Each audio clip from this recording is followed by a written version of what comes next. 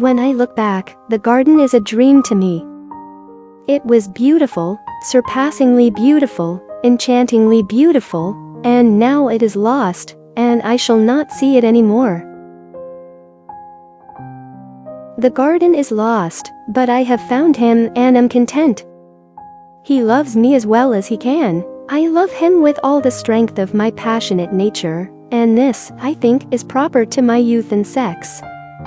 If I ask myself why I love him, I find I do not know, and do not really much care to know. So I suppose that this kind of love is not a product of reasoning and statistics, like one's love for other reptiles and animals.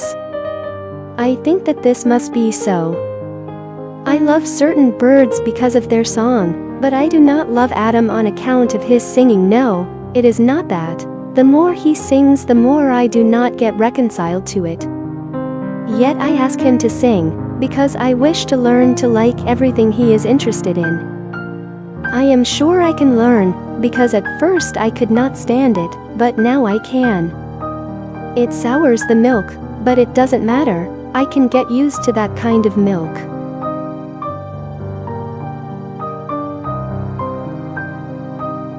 It is not on account of his brightness that I love him. No, it is not that. He is not to blame for his brightness, such as it is, for he did not make it himself, he is as God make him, and that is sufficient. There was a wise purpose in it that I know. In time it will develop, though I think it will not be sudden, and besides, there is no hurry, he is well enough just as he is. It is not on account of his gracious and considerate ways and his delicacy that I love him. No, he has lacks in this regard, but he is well enough just so, and is improving. It is not on account of his industry that I love him. No, it is not that. I think he has it in him, and I do not know why he conceals it from me. It is my only pain. Otherwise he is frank and open with me, now. I am sure he keeps nothing from me but this. It grieves me that he should have a secret from me, and sometimes it spoils my sleep, thinking of it, but I will put it out of my mind, it shall not trouble my happiness, which is otherwise full to overflowing. It is not on account of his education that I love him. No, it is not that. He is self-educated, and does really know a multitude of things, but they are not so. It is not on account of his chivalry that I love him. No, it is not that. He told on me, but I do not blame him, it is a peculiarity of sex, I think, and he did not make his sex. Of course I would not have told on him, I would have perished first, but that is a peculiarity of sex too, and I do not take credit for it, for I did not make my sex. Then why is it that I love him? Merely because he is masculine, I think.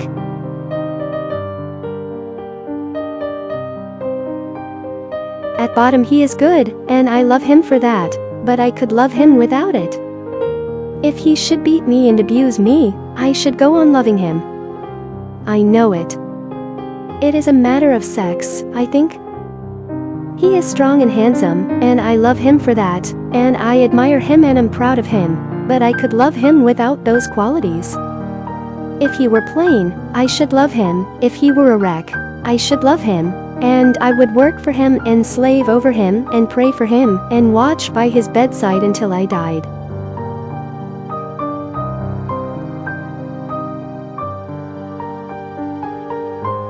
Yes, I think I love him merely because he is mine and is masculine. There is no other reason, I suppose. And so I think it is as I first said, that this kind of love is not a product of reasonings and statistics. It just comes none knows whence and cannot explain itself. And doesn't need to. It is what I think.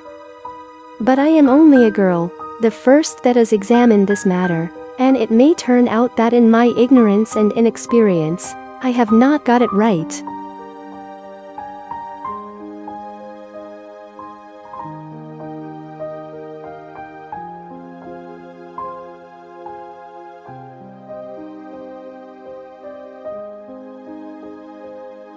It is my prayer, it is my longing, that we may pass from this life together a longing, which shall never perish from the earth, but shall have place in the heart of every wife that loves, until the end of time, and it shall be called by my name. But if one of us must go first, it is my prayer that it shall be I, for he is strong, I am weak. I am not so necessary to him as he is to me. Life without him would not be life. How could I endure it? This prayer is also immortal, and will not cease from being offered up while my race continues. I am the first wife, and in the last wife I shall be repeated.